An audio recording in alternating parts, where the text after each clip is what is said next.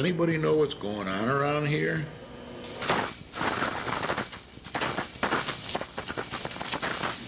Oh dear, we're discussing the budget now. Oh dear, discussing the budget now. Oh dear, discussing the budget now. Not a beautiful sight. Inflation is here and it's getting more difficult. Inflation is here and it's getting more difficult. Inflation is here and it's getting more difficult. The problem will not go away. The costs are up and the revenue diminished. Costs are up and the revenue diminished. Costs are up and the revenue diminished. We need the revenue now. Problems will grow if we don't get the revenue. Problems will grow if we don't get the revenue. Problems will grow if we don't get the revenue. We need the revenue now. Oh dear, we're discussing the budget now. Oh dear, discussing the budget now. Oh dear, discussing the budget now. Not a beautiful sight. Inflation is here and it's getting more difficult. Inflation is here and it's getting more difficult. Inflation is here and it's getting more difficult. Problem will not go away. The costs are up and the revenue diminished. Costs are up and the revenue diminished. Costs are up and the revenue diminished. We need the revenue now. Problems will grow if we don't get the revenue. Problems will grow if we don't get the revenue. Problems will grow if we don't get the revenue. We need the revenue now.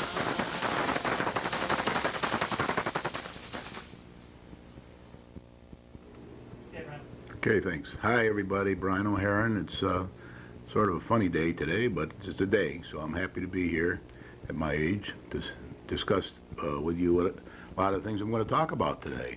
Well, one of the things I'll be talking about a little bit in the beginning of the program is a poetry festival that'll be held at the college, and that inspired me to rewrite the lyrics of the song you just heard to bring it up to date. And I hope to change it every quarter or so, if I'm still here, to keep it topical. All right. So tonight's show is going to be a lot about earn before you spend, and actions speak louder than words. I had those typed up nice for you, but I forgot them at the college on the way over, so I don't have them on the board. But that's how we were brought up. Earn before you spend.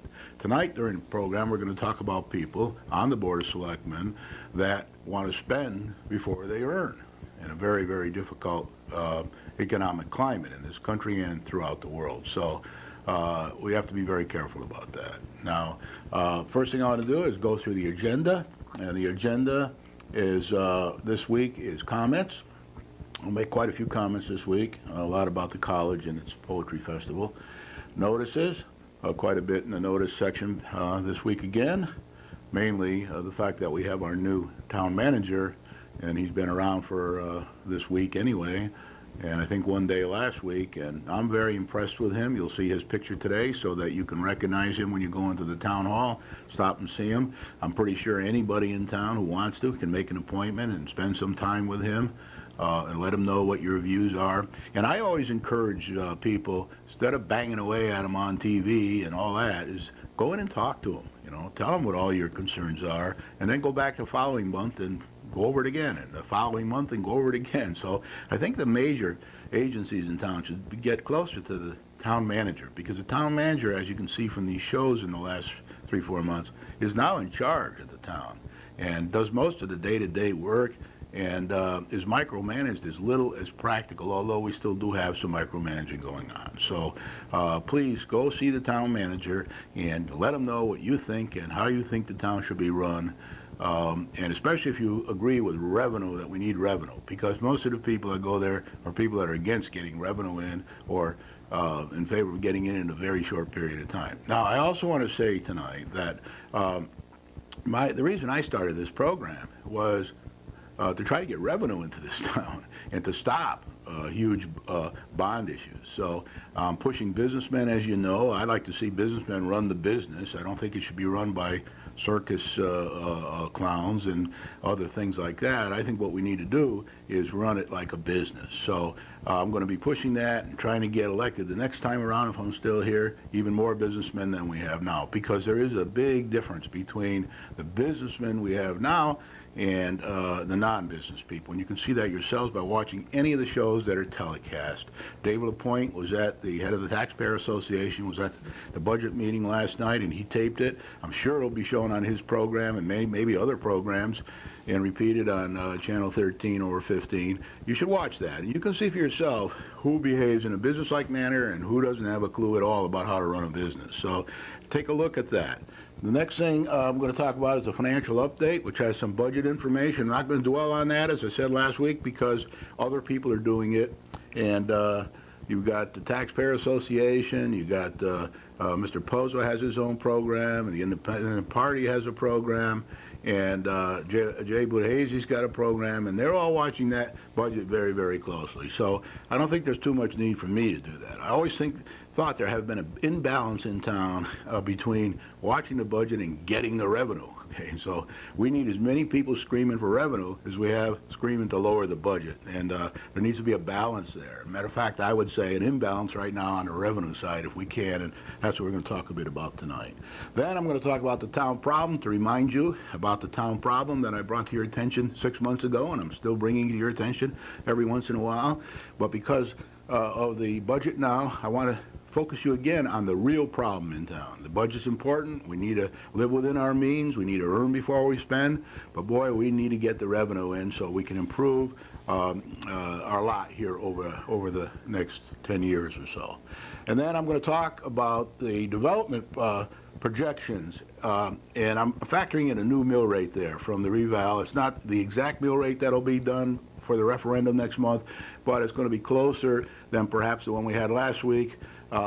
There have been some meetings to cut the budget back a little bit, and there is sort of a rough idea what the mill rate stands at today. So I'll use that for the calculations, because there has been a lot of misinformation in the programs on television and in the town newspaper, in the newspapers around Litchfield County, and they always had the wrong numbers for some reason. Now, I do think the Republican comes pretty close to having the right numbers most of the time, but even once in a while there, they have a little error. But Jim Moore is pretty good at getting the right numbers in there, so I'm going to let you do that. If you need to see the Republican Register or the town newspaper here, get it at either of the libraries, and you won't have to buy it.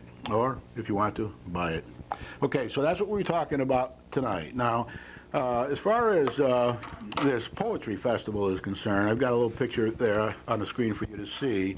It's one of their flyers that they put out. It's the Northwestern Connecticut Community College is pictured initially this evening. I didn't really picture the college. I decided in the end not to put the college up, to put this flyer up that they have for their, I think it's the 12th annual. The college will be hosting the 12th annual Mad River Literary Festival from April 8th to April 10th, 2008 in Founders Hall Auditorium at the college. Now, I'm told they sometimes get a couple hundred people there from all over the place, and what they do is this will bring to our attention here in Winston and at the college 7 very gifted poets and their work, as well as a live sign language drama. I don't think I've ever seen a live sign language drama. I did go down a lot to the American School for the deaf, and I was around a lot of people in my youth that spoke used sign language because their moms and dads needed it or something like that. So quite a bit of experience around people, although I don't speak sign language myself. But this is going to be a drama in performance by the American Sign Language Troupe on Thursday, April 10th at 8 p.m. If anybody's interested in that.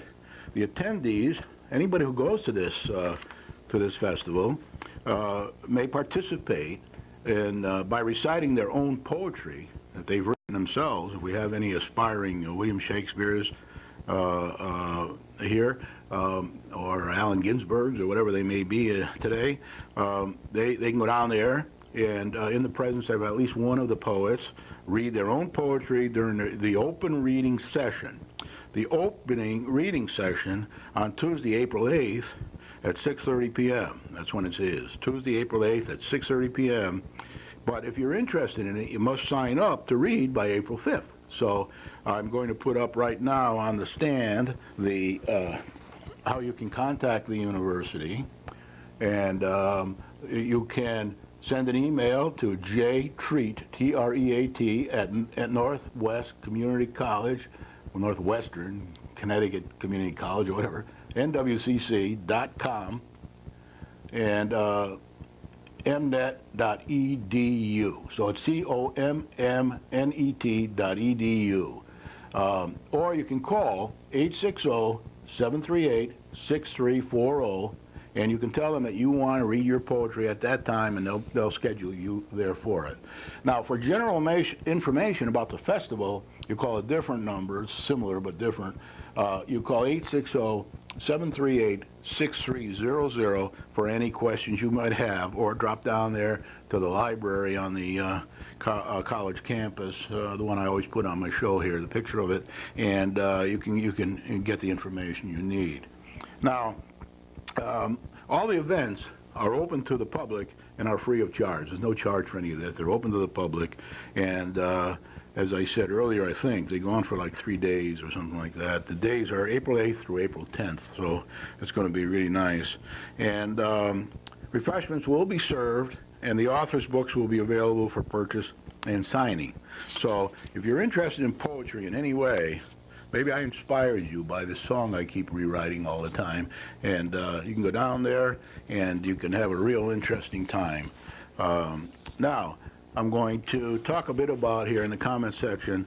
I attended the Board of Selectmen, Board of Education joint budget meeting on Thursday, March 27th, 2008, as I told you I would. It was kind of an interesting meeting. It was held down at Pearson School, and weren't many visitors there, but there were a lot of the Board of Education and the Selectmen, and they had a long discussion, which was videotaped, and I did see it repeated a few times on Channel 13 and 15. So if I were you, I'd have a good look at that, because it's kind of a good example of the wrong way to do things. So if you want to have a look at it, and then when you listen to my program here and I start pointing out ways to speed up meetings and run meetings properly and prepare for meetings, then you'll be able to remember these examples from that meeting. But anyway, that wasn't a decision-making meeting. That was just a discussion meeting about the Board of Education budget, and that did happen. I attended 2 of the 3 Selectmen budget balancing meetings that happened this week.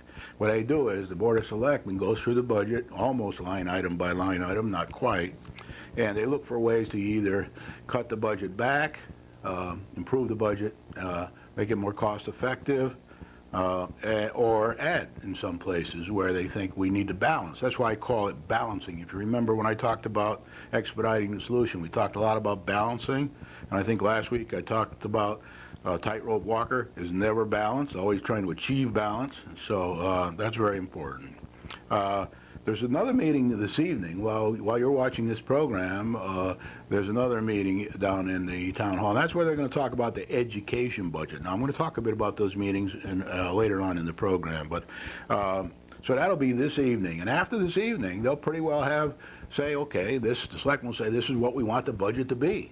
And then other people will have to scurry off and make it happen, right? So I think there's going to be a lot of effort placed into redesigning the education budget, because it's at 8% increase right now, and I don't think that anybody's going to want to see it end up at 8%. I don't know what it'll end up at. Let's hope it doesn't have it at 9 or 10%. But again, tonight's meeting the selectmen will decide what they want to see it at. Remember, they did say they wanted it at 3%, and now it's at 8%. So.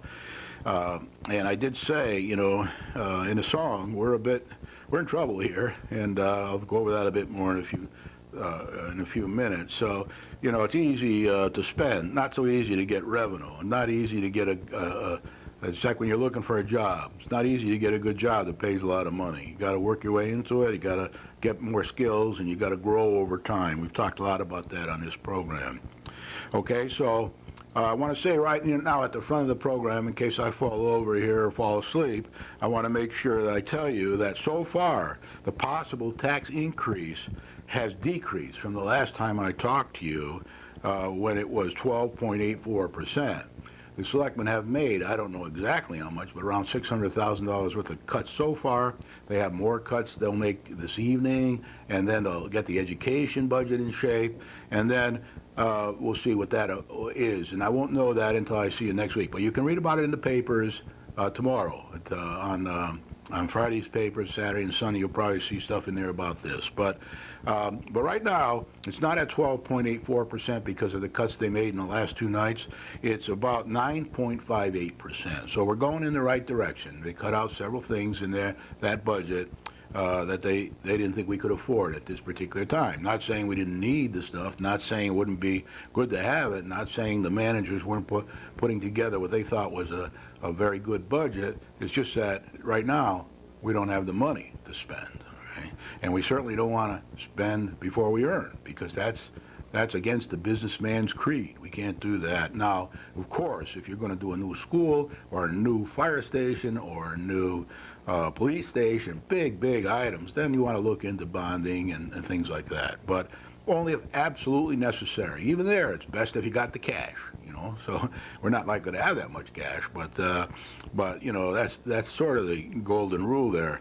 So they're having another meeting tonight, and then the Board of Education will have to go and look stuff with Gilbert and all. So more reductions and additions will come. There'll be some additions because they still don't have in the budget one way or the other. It'll either be a budget addition or a bond issue. They still don't have the money for the OCR complaints that have to be fixed by next year, and that's got to get in one way or other this year. That's about $250,000 or something like that in that neighborhood. So there's more involved in it, but there's some revenue to compensate for the rest of it.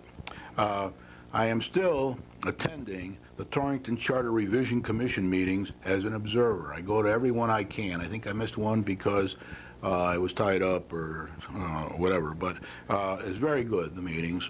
They are targeting for November election. Somebody's knocking on the door here, so we'll have to try to see if we can square that away. But the meeting as an observer, they are targeting the November election for any changes that this Charter Revision Commission in Torrington may recommend. And they may end up recommending nothing.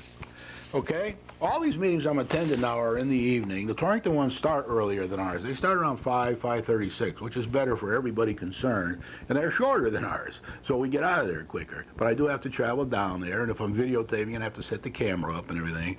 But all these meetings are past my bedtime. So lately I've been staying up pretty late. I still get up early in the morning because when you're in a rut like that, getting up early, it's hard to break that, even if you stay up late the night before. So if I have a few mistakes here in addition, or a few mistakes on my spelling, forgive me, let me know, and we'll change it for the next time, okay? So I will restate the role of this program, because I've been hearing things from other people asking me, what are you really trying to achieve here? Why aren't you spending more time on the budget and on cost cutting? And I've already answered that question for you. But this is supposed to be an apolitical forum. You'll see on the beginning of my program, I say I'm not a member of any party, the Taxpayers Association, the Highland Lake Watershed Association, which isn't supposed to be political, but does tend sometimes to walk a fine line there. But I don't want to be involved in that. Share my experience for what it's worth for those that want to listen. Part of the reason I don't join some of these things is because I don't want my feet. I want to be free to move quickly. I don't want my feet cast in concrete where I have to have some party line or something. So I'm trying to look across the whole town, see where everybody can win and be part of all that, and see how I can get everybody to work together as a team to achieve that. And the reason I say it's not political is because if anybody puts together, any businessman from any party or from a non-party, and they're good, then I'm going to back them in the next election. So that'll make everybody work harder and everybody be sharper, okay? And if people don't have any business background, then I won't be one of their cheerleaders. I want to share my experience for what it's worth for those that want to listen. I have no time for anybody who doesn't want to listen. So my problem is I don't even have time for the people who do want to listen. So I'm going to spend most of my time with people who want to listen, avoid people who don't want to listen, and get on with it. Now, I do like to get feedback. I prefer to get it by mail or by email because it's quicker for me to just glance through it, speed read it, and then supply an answer. So that's what I would rather do. I don't need somebody calling in for 15 minutes telling me that rocks fall up or my pants are falling down. We don't need that. So I don't want to do that. I'm trying to promote a business-like approach to running the business. We're a business.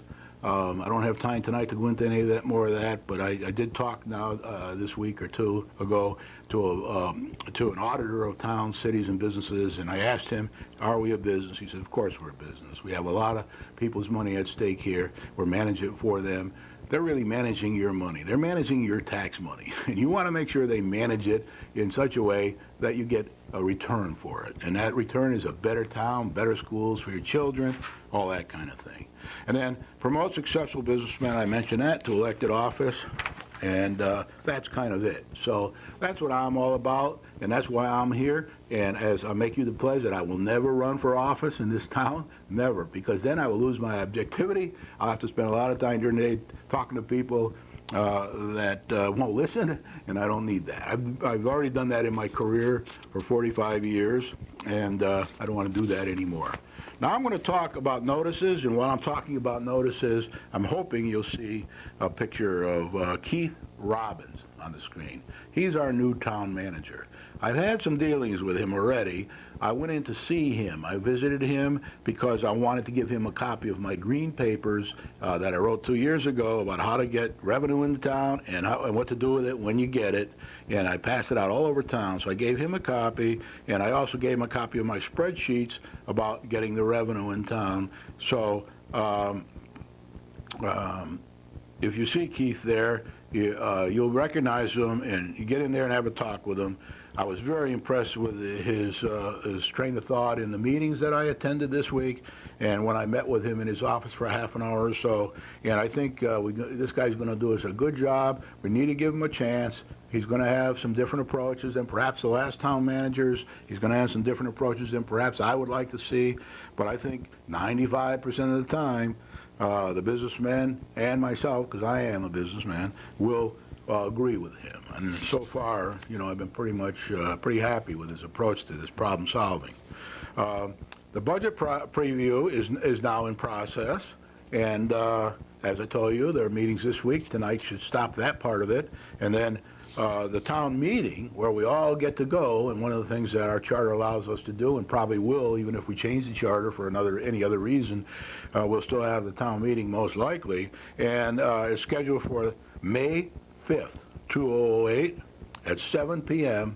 at the Gilbert School. So I encourage everybody to go, and bring your children if you want them to see the town meeting in action. And I encourage anybody, I see children there when I go to these meetings. I don't see enough adults there, but I do see adults and children. And you need to go to these meetings. That's when the selectmen and the town manager and everybody will explain the budget to you. You can ask any questions you want. You can get up and make a speech if you want, providing it's not 10 hours or anything. And you can make your opinions known to the rest of the meeting. And then that meeting will either adjourn to a referendum to vote on the budget, or it can cut the budget there if they vote on it to cut the budget. They can't increase the budget, but they could cut it if they chose to cut something out of it. And then it will adjourn to, now if it doesn't pass at the referendum, then we go through the process again. Look at the budget, make cuts or whatever, go back to a town meeting, and that keeps going around in a loop until we finally get a budget. And if we don't get a budget by the beginning of the fiscal year next year, we go with the old budget that we had this year until a new one is established. So that's very important to know. Everyone's welcome and will be able to speak. The referendum will be scheduled, as I said, from the town meetings and will be held after required notice is given. Applications for the elderly and disabled tax exemption submissions will be accepted until May 15th. As I said before, get the applications from the assessor's office in the town hall.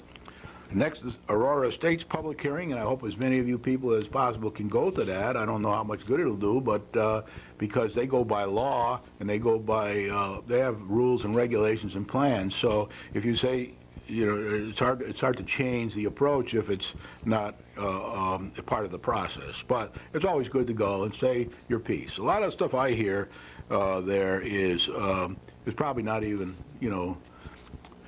probably not even included in their deliberations after the public hearing, because they have certain rules they have to follow and a certain way to do things. But anyway, that continuation will be Wednesday, April 9th at 2:08. The public comment is encouraged and welcome. Also, at that Planning and Zoning meeting, the Plan of Conservation and Development POCD will be discussed. They had a public hearing last time. It was closed last time. There is a little controversy there because the developer wants some changes, short-term changes to the POCD. That'll probably be voted on either this next meeting or the following meeting, but sooner or later. Discussion will continue at the April 9th, 2:08 meeting. You can't make any public comments there unless they ask you for some, but the public hearing itself is closed. Maybe at the beginning of the meeting, and they say, anybody got any comments, maybe you can make a comment there, I don't know, but check and see. The next Charter Revision Commission meeting will be on Tuesday, April 8th, 2:08 at 7 p.m. in the Francis P. Hicks Room or the Town Hall. In the Town Hall, all are welcome and may comment in the first 15 or 20 minutes or so. During April, May, and June, the meetings will be on the second Tuesday and fourth Wednesday of each month. And I'll just quickly go through the dates. April 8th is the next one, April 23rd, May 13th, May 28th, June 10, and June 25. And if you need those dates because you forgot them or whatever, just get a hold of the town clerk's office and she'll help you. See, as I said last couple times, and this is probably the last time I'll say it this week, but senior citizens that do not normally file tax returns must file a one-time income tax return as a step in the process necessary to be eligible to receive the $300 and $600 stimulus package that the government has passed to stimulate the economy. Contact Ellen Schroeder at the Senior Center if you need information or help with filing a simple tax return. She can't help too much with complicated tax returns, but if you've got a simple one, she can help, and maybe she can point you in the right direction if you need assistance from a tax person or something like that. All right, the next thing I want to put up is the financial update, and there's where we're going to get into some numbers now, so get your pencils out.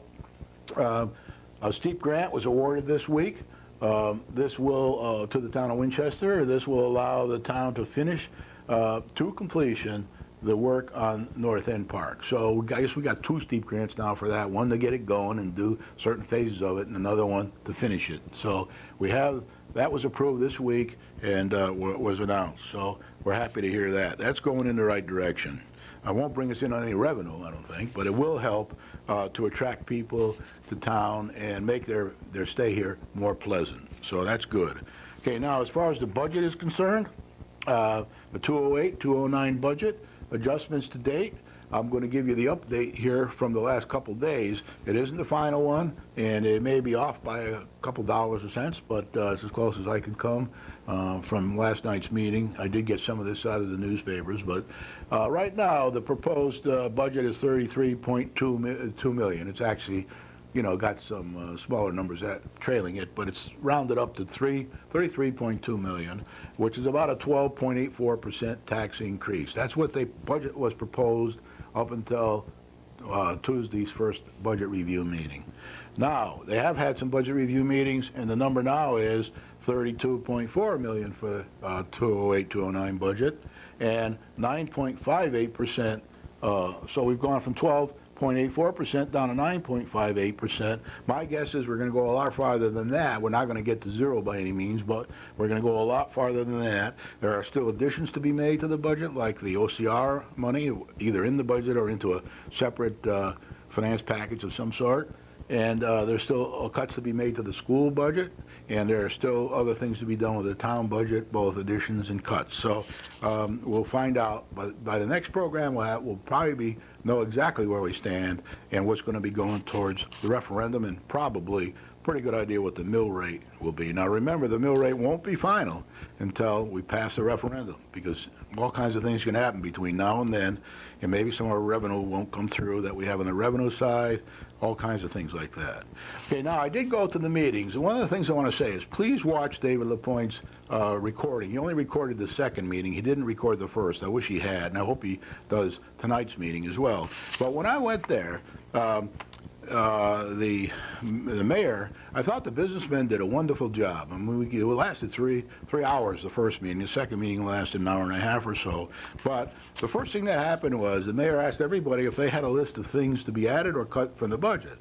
And all the businessmen, one way, had done their homework, and they had things to be added. And here's a list. This is the mayor's list. He actually made this list, right? And it's got on it, they don't have them numbered here, but I would say 20 or 25 different things with how much they want to drop it, how much it adds up to, and all that. And then they voted on each of these issues. Now, thankfully, there was no list that I know of from the minority party, the non-business people, and I kind of expected that, and you'll see that on TV yourself. The first meeting was very professional, and I was very happy with that. The second meeting was a little rockier, but when you get into issues where people don't know, don't have the experience, and they don't really know the subject matter, then they don't go smoothly. So I want to say that during the first meeting, most of the votes were unanimous, and in the second meeting, most of the votes were unanimous. There were some differences of opinion from both parties. So I just want to say, as remember I told you, when people should have a list in their back pocket, and when they go to a meeting, put it on the table and let everybody see what it is, and not play hide the list. I mean, that doesn't help anybody. We got to get the list out in the open, let everybody know what everybody's thinking, and then we can move through the meeting, get the job done. So thank you, Mayor, for putting this list together. Thank you, Selectmen, for doing your homework, the 5 businessmen, and please, I want all the selectmen to do this homework as well as they have been doing it. But they're very interested in the detail, and boy, you should watch the show, and you'll hear the mayor and the other businessmen answer some pretty detailed questions, because they've been out and they've studied these problems and they understand them. So now I'm going to go ahead now to talk more about the town problem. Plenty to talk about here tonight, but I'm going to skip forward to the town problem, because I only have half an hour left, and this is the most important part of this meeting today. The town problem is, in my opinion, and I've been saying this ever since I've been on this program 6 months now, on different time hours, but I'm still been on, haven't missed one, haven't been late for one, and did them, and haven't not prepared for them. I prepare for every one. So the town problem is that the grand list growth, that's the how much money the town can draw for taxes, has grown over the last 10 years, an average of 3.52%. That's how much these revals and all the new businesses coming to town, everything, have raised that grand list up. And the way it grows, it doesn't grow the same every year. Although we have an average of 3.52%, it really grows big. Like this year, in the reval year, it goes from 588 to 588 million to 823 million, because the value of all the properties on average, everything in town, the grand list went up by 40% this year, right? And you heard about, that's kind of what I was singing a little bit about in the song there. But this is, so now, out of that 3.52%, 2.53% comes from the reval, it used to be once every 10 years. So what you'd have is, you'd have the thing trickling along at 0.9% every year for 9 years. The 10th year, it would jump enough to make the average be 3.52%. Now, the difference in these numbers is reval doesn't help the existing tax. It helps the town a lot, because it raises the amount that they can tax people. They don't choose to tax people. They do that by budget, referendum, and town meeting. And that's how that's controlled. So they can't just raise the taxes without going through that process, which is a good process. So that's what this 2.53%, which is a majority, it's 75% of 3.52, is not new profitable growth to the town. The new profitable growth, and it might not always be profitable, is 0.9%. That's where 1 or 2 houses are built, a business comes to town that provides some new revenue if they have a new building, and people extending their homes, things like that. That's where that 0.9% comes in every year in a non-reval year. Now, the reval years have been changed. They're now every 5 years. So this is the first 5-year reval. There'll be another one in 5 years. Now, I do have a lot of paperwork here on the formula for how much the mill rate will go down when things revalue, but I'm not going to have time tonight to go into that. But basically, in 5 years, if all this property devalues and goes down by 50%, then the mill rate will have to go up to compensate for that, because they'll still need enough money to run the town, no matter what the mill rate does, all right? So that's how it's broken down. This is the major one I usually work with, 3.52% average. I just want you to know that every year it doesn't go up that much. That's just an average over 10 years when you include reval as well.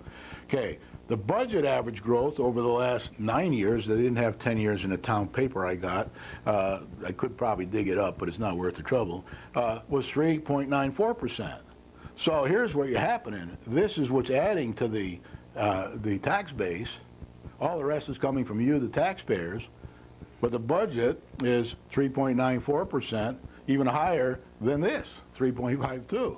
And what happens here, as you can see from these numbers, is this 9% gets swallowed up and things get done with it. So really, this number would be 3.94 plus 0.9 is what we need each year. And this has to come from the taxpayer. This comes from the growth in the grand list, okay? So that's that. I try to keep this high level as I can so you can understand it. Taxes have increased over the last 10 years on average 3.93%. And that's why I keep telling everybody in town, don't blame the Taxpayers Association. I think they're doing a good job in keeping the lid on things here. And as you know, some years this is 7 or 8%, some years it's 1 or 2, but it averages over the last 9 years 3.93%, which is pretty high and reasonable. I wouldn't think too many people in the country, too many towns, have an average more than, say, 5% or even 4%. So you're getting to the real small numbers there of towns that probably average 5, 6, or 7% a year. So we're right up in there. Torrington's about 5, I think, 5 to 5.5. Okay, now revenue is 0.9%. The budget 3.94%. Taxes 3.93%. So in this budget every year we spend this and we spend this. So this is spent below that budget line, okay? So if we didn't have that 0.9, say that 0.9 was 0.1, this number would go up because we still need the money from taxes, right? If the money goes up, this number goes down. And that's what the purpose of this whole program is to tell you. So that's the town problem. We're spending more than we're making, and our wants and needs are there, and our town's deteriorating around us because we've been managing this very tightly for many years without getting enough revenue growth in there. So we need some. For example, Torrington last year grew at 1.75% instead of 0.9%. So they had a lot more money to deal with in their budget. So that's then they went out for almost a flat tax increase. It wasn't all because of this, but it can be done. Okay, so that's the town problem. Now, what I've been talking about on this program is a proposed solution to this problem. There's all kinds of ways to make it happen. I mean, you got to always balance spending. You can't spend more than you earn, so you got to be very careful about that. But you need to get the revenue, okay? And now, there's many ways to get the revenue. You can get the revenue by bringing in more factories. Matter of fact, Howmet is our largest landowner right now. To the best of my knowledge, they're the biggest taxpayer in town. They have $8 million worth of assessed value, and they pay taxes on that, okay? Well, it takes a lot of Howmets to really increase the revenue base, right, past the 0.9%. Matter of fact, some of them will just help us make our 0.9% because we don't always make the 0.9%. Sometimes we're a little over it, sometimes we're a little under it. So basically, we need to still go ahead and we need to get industry into town. There's no doubt about that. We have a system for it. We have a mechanism for it. And we have the Economic Development Commission, which is looking at that, and they're looking at the retail things. My view is they're not spending enough time on these developments. They should be at every meeting pounding the table for the revenue from those developments to help them clean up the rest of the town, as I said in my green paper. So the first thing I want to do on this is point out to you what I think the short-term problem is, and I didn't bring this about. This was going on, and I just saw it happening and began to take an interest in it because I thought it would help us a lot. The first one is already approved by the town land use boards. It's called Highland Ridge Estates and St. Anne's Country Club.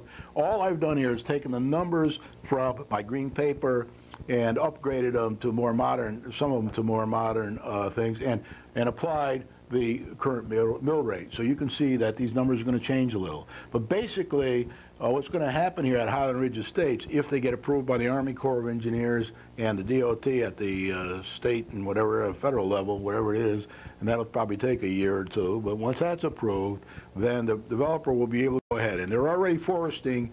They're doing some, I don't know what they have a name for it, but they're pruning trees up there for the good of the land trust type land, and so sun can get in and grow the trees better and do all the things. They're trimming things up there, and I know that they're doing a good job up there. Some people had complained they thought they weren't. Pictures were taken and sent to town, but when the town executives went up and looked at it, they told me they're doing, and these weren't the selectmen, these were the people in the land use board, and some of them, they said they're doing a wonderful, clean, and very good top-notch job. If you don't believe me, call up the Inland Wetland Planning and Zoning and ask them for yourself. Okay, so what I've used here is recurring, to get the recurring money from this particular one that's already approved, is I use 26.47 mils as the mill rate. It won't be that, but it won't be the one we've got now, and it won't be the highest one, it won't be the lowest one that we got from Reval. It's going to be somewhere between. So just to give you an idea, I use 26.47, which is 2 mil increase over what the Reval produced. So the Reval produced 24.47. This is 26.47. So this is just illustrative for examples only. So we'll get from taxes, I did all the math and I've got it all here. We can't show it on this program, it'll take forever, but basically it's $3,379,690 once it all gets built. That's recurring money every year, and then of course it will rise with inflation and revals just like everything else does in this town. So that's the first number, and probably be different when we get that built, because this is just an estimate here that comes from what the town does now plus the development's estimates. So this can all change and will change. But just so you can get an idea, and I'm just trying to paint an abstract picture for you here to put you in the right ballpark as to what this is going to do for the revenue side of our business, and to a certain extent the cost side. But so the revenue will be that. Our costs are based upon the formulas that were in the report that were submitted in the public hearing for this project, and they're available down at the town hall if you want to see them. It's called the Michalowski Report. They did studies of the town, and they have all kinds of information there. The cost of the town will be, from this money, $849,554. Now remember, there aren't many children in this school system. They're only projecting 18 because it's 55 and older, and you have to have there's very tight rules about anybody who can live in there that's not old enough. So and the land use boards did spend a lot of time on that issue. So they're happy with that. So anyway, then there's additional revenue, which is like water fees, sewer fees, and all that'll come to town. And that averages up to $3,437,188. So with our existing mill, 8, 16, 24, that's about 5 mills in our existing 823, 500,000. So that's a big help. That'll be a big help when we get it. And of course, it'll change with inflation and all that kind of stuff. Now, besides that, and I've talked about this on the show before, and again, you can get all these numbers from that report that's down in my green papers in the clerk's office, or you can get it from the planning and zoning office, and probably even from the inland wetland office. There's non-recurring revenue here, and that's what you got to remember when somebody starts saying, hey, they're going to have 3 more kids in the school system or 100 more kids in the school system.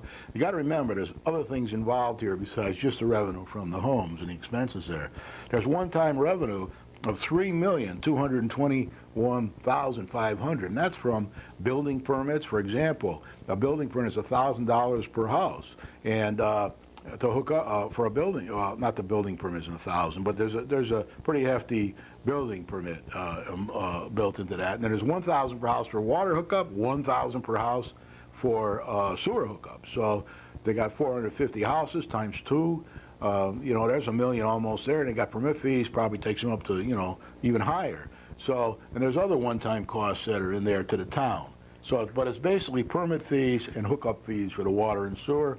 And then in the recurring revenue is paying for the water every 3 months like you and I do, paying for the sewer every 3 months usage like you and I do. So one time is 3221500. So you're talking here $6.5 million right away, and this is recurring. This is one time. This will not happen every year. That's why I say non-recurring. Now, in addition to that, the households that are there, the 450 households times at least 2 individuals in each house, and is going to be about $13,650,000. They're going to spend a lot of money around here in the grocery stores, gas stations, clothing stores, whatever we have, restaurants, movies, cinemas, wherever. So that's the household spending. That comes right from the developers, not from me. So, and then that'll change too, of course, depending on when things happen and what they do.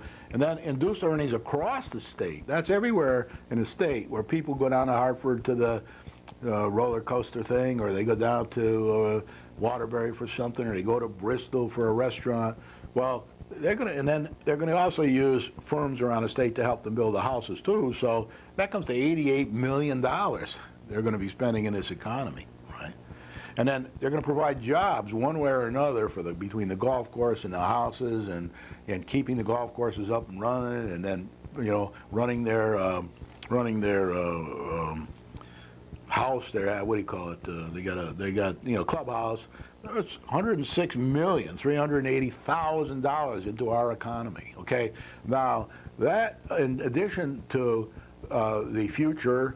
When it happens, Tort Museum bringing people into town from all over the place, and the Wall of America bringing people into town from all over the place, and hopefully other things we have in town, that's going to start to mount up, and it's going to be very vibrant for our community. And it's going to make all these people in town more prosperous so that they can then pay more taxes or do whatever, and hire more people and all that. And that's not even talking about the factory's potential.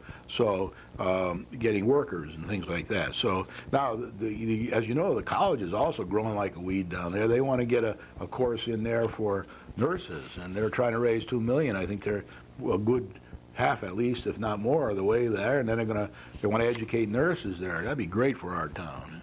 Our town is also very possible. You never hear anybody talk about this, but if they had a big nursing home in this town, that'd be wonderful, because there are no children for that, and there aren't any cars going around much because most of the people aren't there. Now, we do have some small nursing homes here, and they help a lot. One of the biggest taxpayers in Torrington is one of the nursing homes.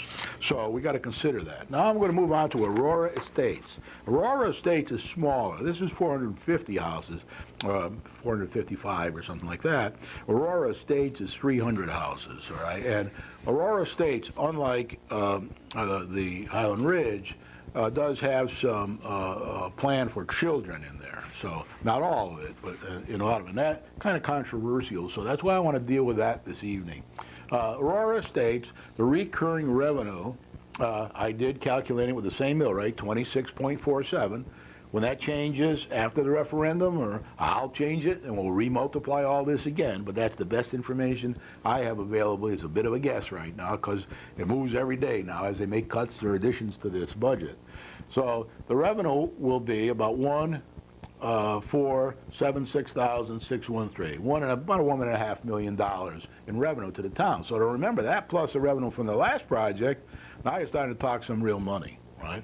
And now the cost will be, the cost to the town is about $407,000. You take the number of people, multiply it by a number like 666 or whatever, and you get that number. And then the pupils, the developer says there'll be either 15 pupils or 40 pupils. They've done studies. They're all available. You can get them at the Planning and Zoning Office like I did, and they're kind of complex and, not easy for the layman to understand. But basically, I did this for three mill rates, and now I'm presenting to you one mill rate, and that's this one here, 26.47. So the revenue would be that. The cost would be 407,130. That's a minus.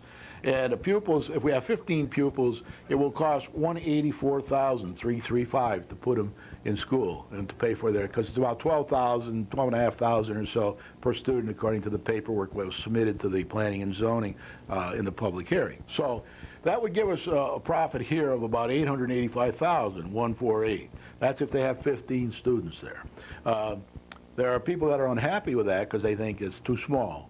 but I don't think so. I think 885,000, in addition to all the other money we're getting in, it all adds up, and it'll give us a good start over the next 10 years to getting our problems, get more of a balanced revenue expenditure picture here, and perhaps even begin to save some money into sinking funds or the fund balance or wherever we choose to do that. Okay, now I'm going to move on to the next one, which is revenue, same, because revenue doesn't change if you have different numbers of students in. And then I did one for 40 students, which is the maximum, they said. And that cost is still $423,680. I think that's what it was before, but no, it's up now because you got more kids in there. So it'll be $423,680 to add for the extra kids. And the pupils, 40 of them, will cost us to put through school $491,560. That gives us $561,373 profit there. And then if you have 0 pupils, which is a possibility, maybe we can suggest to the developer that we have no pupils, we have all age restricted, then it would be $1,079,413, and the additional recurring money would be $136,076 to go with this number. So then now we're talking a little higher number, and that will go up to, if there are 0 pupils, $1,215,489. If there are 15 pupils, $1,021,224. If there are 40 pupils, $697,445. So now, if we get 200 pupils, which I don't think we're going to get, but they don't say they're going to get that anyway. Somebody might prove them wrong, but we haven't seen any yet that proves them wrong. Then it will be, we wouldn't make any money on it, we'd lose it. And that's why I always say profitable revenue. We're looking for profitable revenue. We really don't want a development coming in that has so many children in it, and until we can afford it, that breaks us. We don't need that. So, but I'm told by many people, and I haven't got an official answer from the schools yet, partly because I haven't really asked them yet, but that we have room for anywhere, we have room for maybe 100, 200 children in our school system without really escalating the cost, because our numbers of pupils have been dropping over the last 5 years, and we have the plant there for more pupils. We have a lot of things there. We have the yard for more pupils. We have a lot of things.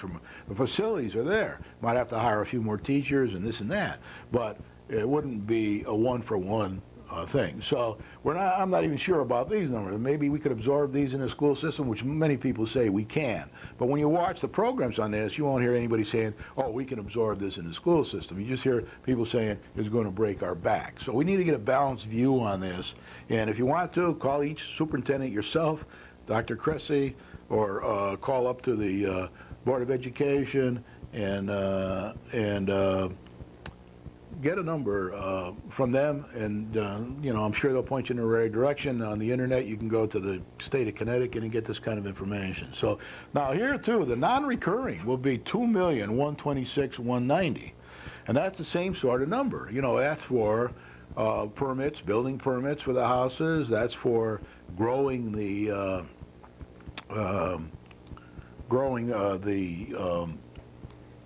hooking up to the water, hooking up to the sewer, and that kind of thing. The household spending, $9 million. That's how much these people, when they're in those 300 houses, will spend. And then the induced spending across the state, 58,000 or so. The way I got at that one was they didn't have a Michalowski report for that, so I just divided by 0.66. That's the ratio between 450 houses and 300. So 300 is 0.66. And then for jobs, I use 40% because there won't be a golf course here and a clubhouse and all. So that's 42,552,000. Now, I want to say here that these numbers I just gave you don't include the 140 houses that won't have children in there. Maybe next program I'll put those up for you. But there's going to be a lot of revenue from this project there. Now, the way it is included is in the gross numbers up front. But in the smaller numbers, I didn't do anything. But in the first gross numbers I put up for revenue, that had the age restricted in. So just so you're clear in your mind, age restricted is 160 houses, I think, and age unrestricted is 140, and those are the ones that, the 140 ones are age not age restricted. You can have children in them, and they're estimating from all kinds of studies they did and got from other people and all that those only have 15 to 40 children in there. So that's kind of where we stand. I do encourage everybody to pay attention to revenue. Look at all the meetings on TV, even the selectmen meeting. You'll never hear anybody talking about revenue. There's nobody at the meetings being pro about the revenue, except for the developer himself, and the Republicans usually have somebody there to stand up and say something positive about the development. But believe me, unless any of you can come up with a better way to do it, and by the way, everybody will listen to all examples. I mean, anybody who has anything to offer of how we can get more revenue in here and get it in safely and rather rapidly, everybody will listen to that. But right now, this is the only game in town. It's the only game I can see for the next 4 to 6 years. A lot of the leaders agree with me on that. And the other point I want to make is that we're going for some real rough years here, like we are this year. Things will be being cut from the budget. Things will be grilled down. If we ever lose any of the state money, which is a third of our budget, we'll be in real trouble. So what we need are people to think revenue. If you are in either of the economic development commissions, go to these meetings and speak positively about this. I know they agree with this kind of stuff because they've told me, but nobody ever goes out in public. Nobody ever writes any letters to the editor. Nobody ever shows up and beats the drum trying to let everybody know. Now, some people don't want to do it because they're in business and they don't want to offend any of their clients. Now, I can understand that. That's one of the reasons I can speak freely here, is because I don't have that problem.